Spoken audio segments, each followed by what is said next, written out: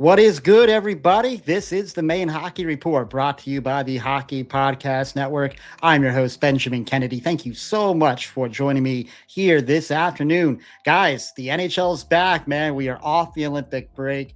Full slate of games from last night, a whole bunch more coming to you tonight as well. Our Boston Bruins facing off against Columbus tonight, 7 o'clock at the Garden. A lot to talk about, man. It's fun. We've got basically the last quarter of the season, the last 25 games to go. All sorts of exciting things going on. You got the NHL trade deadline right around the corner. A lot of talk about Vancouver right now. Meyer's been a healthy scratch. Maybe on the move here real soon. You're going to see all sorts of that kind of stuff coming up. Super exciting. And when we think about what the playoff picture looks like right now, there are some really exciting teams on this list and some teams that haven't been there in a while, some matchups that might be really, really intriguing. I want to dive into that today, guys. I want to take a look at, if the playoffs start today, what would that Stanley Cup playoff picture look like? And, what are some surprises on there? What are some matchups that look good? And what are some of our thoughts about what this would actually look like if even 80, 90% of this comes to pass into April? So as you can see, guys, I have the board behind me. Haven't had the whiteboard out in a while, so I thought it was a good time to break that out.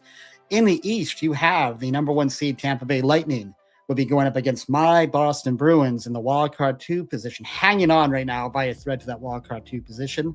You would then have the Carolina Hurricanes and the Detroit Red Wings back into the playoffs. They did slip to a wildcard 1 here just recently, but they're right around it. It's still very, very tight in that Atlantic division. Then you'd go to the Metro, where you'd have the Pittsburgh Penguins making a return to the playoffs, going up against the New York Islanders. I think both teams really a surprise on my board. And then, oh baby, look at this one. In the Atlantic, you would have the Montreal Canadiens against the Buffalo Sabres. I can't believe I'm saying it, guys. Buffalo right now sitting in that A3 spot in the Atlantic. I'm so excited for Buffalo, man. As much as I'm a Bruins fan, I'm really cheering for them to hold on to that spot and be back in the playoffs. For Detroit as well, too. I mean, these are two teams that haven't been there in a long time. I think it's just great for the league to get that parity, to get some of these teams that have been down for a while back in. But pretty interesting picture there in the East. We're going to go through each matchup here in a second, but let's take a look out West, where you have the Colorado Avalanche, of course, been number one basically all year, would face off against the Seattle Kraken. I'd say another surprise, sitting there in that wildcard 2 position. The Vegas Golden Knights, sitting right there at number 2, would face off against Utah, a team that I liked last year, and they're holding on to that wildcard 1 position right now. Maybe the best matchup on the board would be out there in the Central Division. I'm sorry about the glare there on my board, but it would be the Dallas Stars and the Minnesota Wild. Of course, the old North Stars versus the new Minnesota team. So that would be just a sexy matchup, man, for a first round. That could be a Western Conference final that we'd be seeing in the first round. And then you would have the Anaheim Ducks against the Edmonton Oilers, and the Ducks would have home ice if it ended today. So pretty interesting stuff. Another team in Anaheim that's been quite a while since they've been there, and a team that's growing and building. And of course, they made the coaching change, all kinds of stuff there. But let's dial it back. Let's just take a look at each one of these matchups, just where they've been so far this year, what it's looked like on the ice. Starting with Tampa and Boston. So far, they've had 2 matchups. Tampa's won both of them, going back to October 13th, where Tampa beat Boston 4-3 at the Garden. And then, of course, most recently, February 1st, it was a 6-5 shootout there at Raymond James Stadium, the outdoor game. This is a game, again, that I still have a hard time talking about. Boston up 5-1 in this one, and just truly pissed it away. Just pissed that point away. They meet up 2 more times before the end of the year. That will be on April 4th at Tampa, and on April 11th back at the Garden for their 4 matchups. Tampa's just dominant. I do think when you look at this matchup, I wouldn't give the Bruins much of a chance. Maybe they'd get a game, and lose, 4-1, something like that. I just think if Tampa can stay healthy, and that has been some questions around that, we'll see. Maybe I'm not giving my Bruins enough credit there, but I just think it'd be a tough spot for them. Again, you go back to that February 1st game, they played with them. They were out there, and both sides were missing pieces for sure in that one. So they're good enough to be on the ice with them, but I think in a 7-game series, I like Tampa there. Going down to the Carolina-Detroit series, I think this one would be pretty interesting as well here, guys. Again, Detroit potentially getting back to the playoffs. So far, only the two matchups, each getting a win. Back on the 27th of December, it was 5-2 Carolina. That game took place in Carolina. And then it was a 4-3 overtime on January 12th back in Detroit. The Red Wings taking that one. So each team has a win there. They meet one more time coming right up here in a couple of days. It's going to be at Carolina on the 28th. That'll be their last matchup of the season. Again, I like Carolina. I just do. I think they were my Eastern Conference pick this year to get to a cup. They've been right around this for so long. Again, they're kind of like one of those teams where it's not as much about the regular year. It's all about get to the playoffs and can we actually win the East? They've been right there the last few years. I like them this year. I like them a lot. I think they have a little more scoring punch. Yeah, there's still questions in net. Yeah, Bussi has been really, really good. We've loved seeing that. But he's never really done it before. Do they have enough in net? I have no doubt Carolina is going to be in on the trade market. They're going to be beefing up this team. They tend to stay aggressive. In this series, I do like Carolina over Detroit, but I think Detroit has some fight in them. I think they could make this interesting. Could be maybe an upset special, but I do think both Tampa and Carolina, the two top seeds, would move on to the second round. All right, going down now to that Metro Division where you'd have surprise central here, Pittsburgh and the New York Islanders. So far this year, played just the two games. Back on October 9th, it was Pittsburgh winning 4-3 there at PPG Paints Arena. And then on the 3rd of February, it was a 5-4 overtime win on the island by those New York Islanders. They do meet two more times, 3:30, that'll be at Pittsburgh, and April 14th in New York. Toss-up kind of a series here, guys. I really don't know. Right now, obviously, all sorts of concerns about Crosby and his injury. Looks like weeks for him. I think I heard 4 weeks, perhaps. So, tough. That's obviously he's the best player on the team. He's their lifeblood. I'm curious if Pittsburgh holds on to this spot or if losing their captain and their all-world player knocks these guys down a bit. It'll be curious to see what kind of fight they have in the room with those other veterans and see if they can hold on to this one. Assuming they're healthy, assuming they hang on and Crosby's there, if this were the matchup and Crosby were healthy, I do think it's a coin flip kind of a series, but obviously no Crosby, I would give Pittsburgh zero shot. And at this point, I do think there's a lot of worry. Do they hang on to that playoff spot, or do they just, with all the congestion there in the East, do they fall out? I guess we're going to wait and see on that one. And then the final matchup, of course, be maybe my favorite on the board, Montreal and Buffalo. Of course, Montreal made the playoffs a year ago, so that was great to see. So far, they've actually played 4 games already, so they're done playing each other. Bunch in January for them, but you got to go back to October 20th, where Montreal beat Buffalo 4-2. On the 15th of January, it was the Sabres 5-3, and then the Sabres again on the 22nd of January winning 4-2. That game was in Montreal, and then on January 31st, it was Montreal 4-2 there in Buffalo. So 2-2 apiece.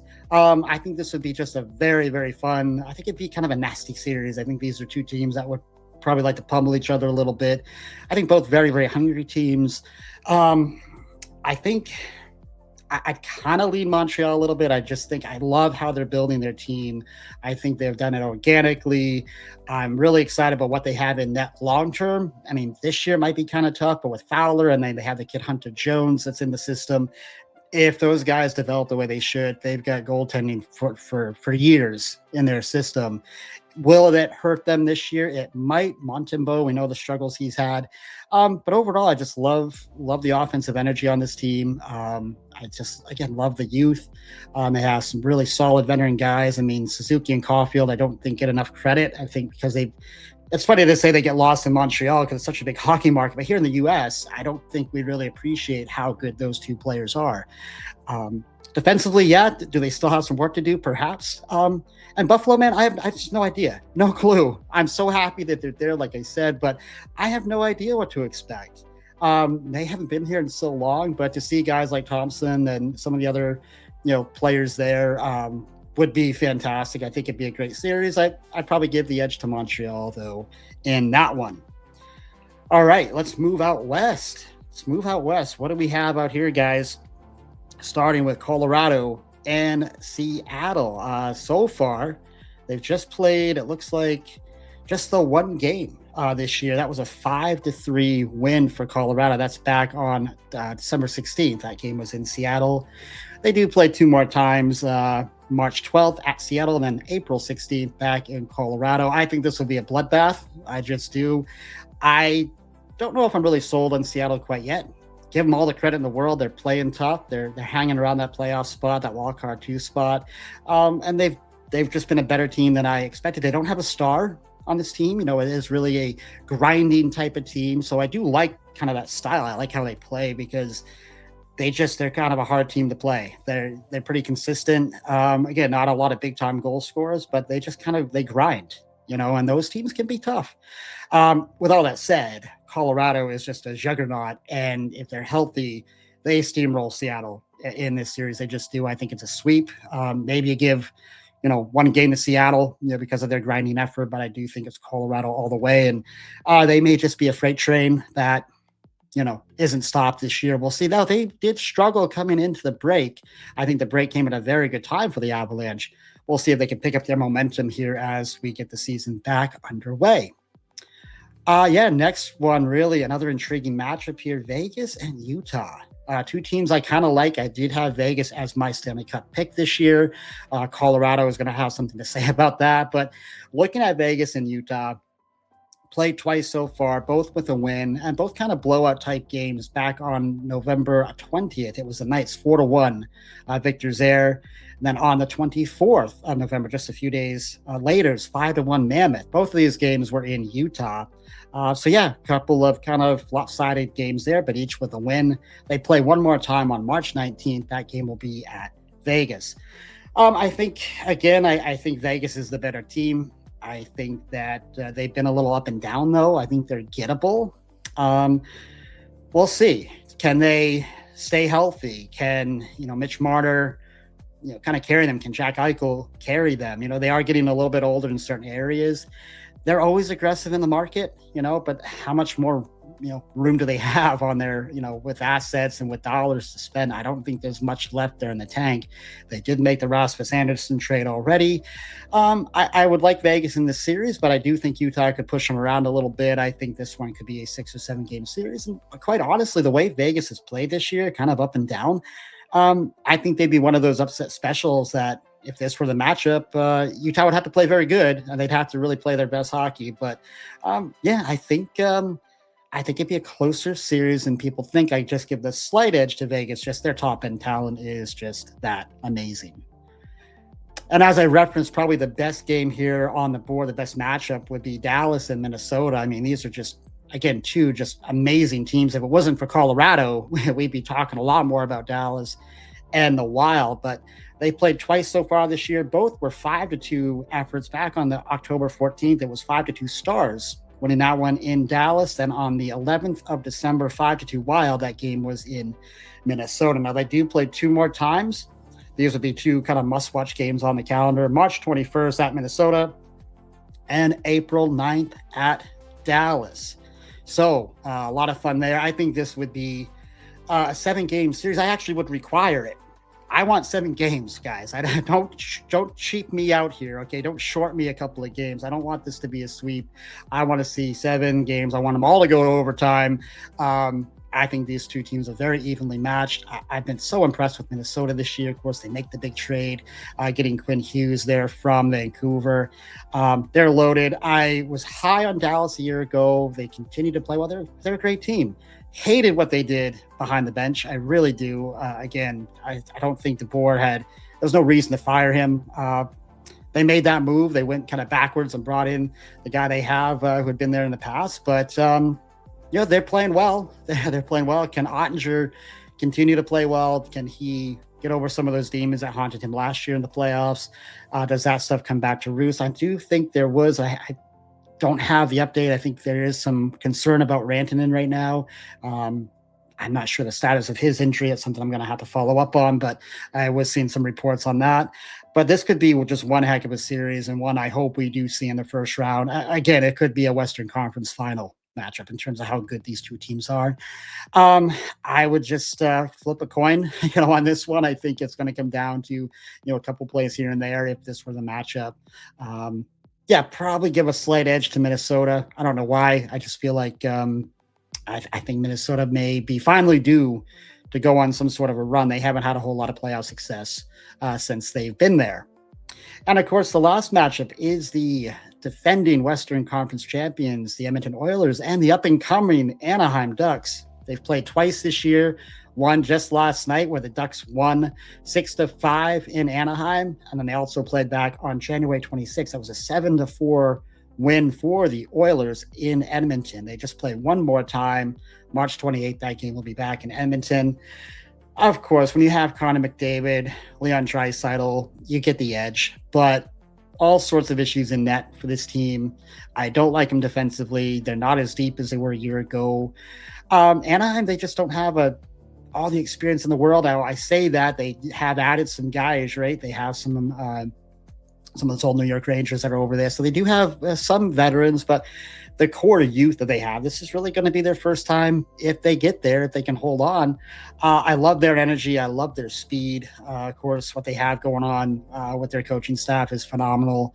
Dostal, can he pick it up? He had kind of a rough start to the year. Can he continue to try to hone his game and get better? They're going to have to be better in the net if they want any chance in a series like this. Again, I just think the experience for Edmonton would be enough to win this series, but Anaheim would have home ice if it were today. So, does that really mean anything to a team like Edmonton? I don't know. It would be an interesting series. I think Anaheim could push them a little bit, but I do give a slight edge to the Oilers on that one. DraftKings Sportsbook, an official sports betting partner of the NHL, is built for the fastest game on ice. With player props and live betting, every shift, every shot, every save gives you options to get in on the game with DraftKings Sportsbook. New customers, bet just $5, and if your bet wins, you'll get $300 in bonus bets instantly. Download the DraftKings Sportsbook app and use code THPN. That's code THPN to turn $5 into $300 in bonus bets if your bet wins. In partnership with DraftKings, the crown is yours. Gambling problem? Call 1-800-GAMBLER. New York, call 877-8-HOPE-NY or text HOPE-NY. Connecticut, call 888-789-7777 or visit ccpg.org. On behalf of Boot Hill Casino in Kansas, wager tax pass-through may apply in Illinois. 21 plus in most states, void in Ontario. Restrictions apply. Bet must win to receive bonus bets which expire in 7 days. Minimum odds required. For additional terms and responsible gaming resources, see dkng.co/audio. Limited time offer. Copyright 2026 NHL. All rights reserved. So that would be, I think, a really fun first round if any of this comes to pass. I'm excited. I'm excited to see how the board moves around. Of course, every night, especially in the East, you're going to see all sorts of movement with those playoff seedings. But it's going to start to get serious, guys. We're getting right down to the wire here. Again, 20 to 25 or so games to go for all the teams. And I'm really curious what happens at the trade deadline. What does Florida do? What about Toronto? These teams that are not on the board. There's some big teams. Washington's on the board. New Jersey's not on the board. Some teams that we would fully expect to be on this board. Are they buyers or are they sellers? I'm not ready to count Florida out. They've haunted me too much here over the past few years. They could easily rope off 6-7 wins in a row and be right back in this picture. Toronto, I think there's more concern. I just do. I don't see enough fight on that team. I don't know how they fix these problems that they have. And I just think there's too many teams around them. I don't like the moxie in the room. I really don't. I haven't for a while. I really thought that Berube was going to bring more of that to the dressing room. It just hasn't translated, at least not yet. We know New Jersey's a mess. Washington, I think, is one of those teams that they haven't played their best hockey yet. They've had such a great year last year. They had so many guys that had career years. We knew there'd be a little bit of a step back. I think it's been more of a step back than we expected. But they're a team that also, especially Pittsburgh, really starts to struggle without Sid. I think Washington could be a team that could kind of sneak up and maybe take that spot. But going to be a lot of fun to watch for sure, guys. Cannot wait to see it. Real quick, guys, just going back to last night's results, it was the Sabres 2-1 over the New Jersey Devils. Capitals 3-1 victors over Philly. Lightning 4, Maple Leafs 2. Stars 4-1 over the Kraken. Avalanche 4-2 over the Mammoth. It was the Jets in overtime 3-2 at Vancouver. Golden Knights putting 5 on the board in the third, 6-4 victors in LA. And then it was that the Ducks, as we just talked about, 6-5 over Edmonton. Coming into tonight's action, we got a whole slate of games. If my internet would cooperate, there it is. Hey, look at that. You've got the Columbus Blue Jackets in Boston. That's a 7 o'clock puck drop from the TD Garden. The Islanders and the Canadiens up in Montreal, 7 p.m. Red Wings and Senators, another team in the Sens trying to fight their way into a playoff spot. That starts at 7 p.m. Maple Leafs and the Florida Panthers, two teams we just talked about. That puck drops at 7 down there in Florida. The Devils playing again tonight against Pittsburgh, 7 p.m. there. Lightning and Hurricane, maybe the game of the night, 7 o'clock there from Carolina. 8 o'clock, you got the Flyers and the New York Rangers from MSG. The Kraken take on the Blues at 8 p.m. Blackhawks and Predators at 8 o'clock. Wild and Avalanche at 9 p.m. Eastern. Another great game. Maybe kind of rivals that Lightning Hurricane games for best games on the board. Flames and the Sharks at 10, and then the Oilers and the Kings, 10:30. That game looks like it is on ESPN tonight. So all sorts of fun action there. I can't wait, guys. This is just so much fun. The 3-week hiatus. The Olympics were fantastic. Great to see both the men and the women U.S. teams win. Congrats to Pat Kelleher and his group there. Just both over. You couldn't have asked for two better games. And I'm still like just giddy over that Megan Keller goal that she won there to win the gold. Just what a move she puts on there. You know, she sees that little bit of a shoulder drop by the Canadian player. You go back and watch that replay. She just kind of drops her shoulder a little bit, and Keller sees it. Knows she can get that puck by her, backhands it in, thing of beauty. But yeah, man, I'm ready to get back to NHL. I really am. Should be a lot of fun tonight. Before I let you go, just real quick, it's been a little bit since we've talked some Maine Mariners. Of course, my home team here, our ECHL Boston Bruins affiliate. You know, what are they looking like right now, guys? They are sitting in third place. They've had 48 games in there, 26, 15, 5-2, 59 points for them. So they're sitting right in the thick of it, and they've got games in hand. They got 2 games on Reading. That's just 1 point behind them. They got games in hand, both on Wheeling and Adirondack, the two teams sitting in front of them. Coming into this weekend, a little bit of a different weekend. You know, typically, for those who don't follow the ECHL, they often will play 3 games in a row, all against the same team.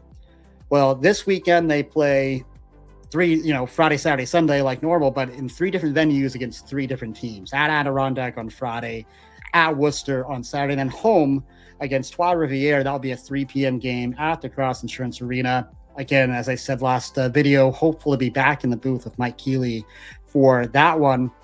But I've liked watching this team this year, man. They've got some good grit. They've got, I think, just really good response in terms of responding to coaching, responding to losses.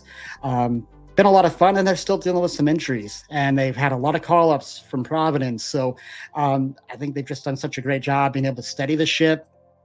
Had a little bit of a lull there, but they've been able to work their way back up the standings and sitting really just in a great spot right now. They don't have to finish first, in my opinion, to go on a run this year. I think if you finish second, third, you're in that spot. This team should be well positioned for a run, and I do expect that the Providence Bruins will give them help where they can. I think we've already seen more help from Providence than in years past. And I think if Maine is chasing down that Kelly Cup, there's no question that Evan Gold, the GM there of the Providence Bruins, is going to take a look at that and make sure that Maine has what they need to be successful as well, as long as it doesn't hurt what Providence is doing. And they've been just such a juggernaut there in the American League so far. Well, guys, that's what I have for you today. I hope you enjoyed it. Hope you enjoy the hockey tonight. Going to be a lot of fun. I'll be really curious to see what Boston does here tonight against a really gritty Columbus team that was coming off the Olympic break just on fire.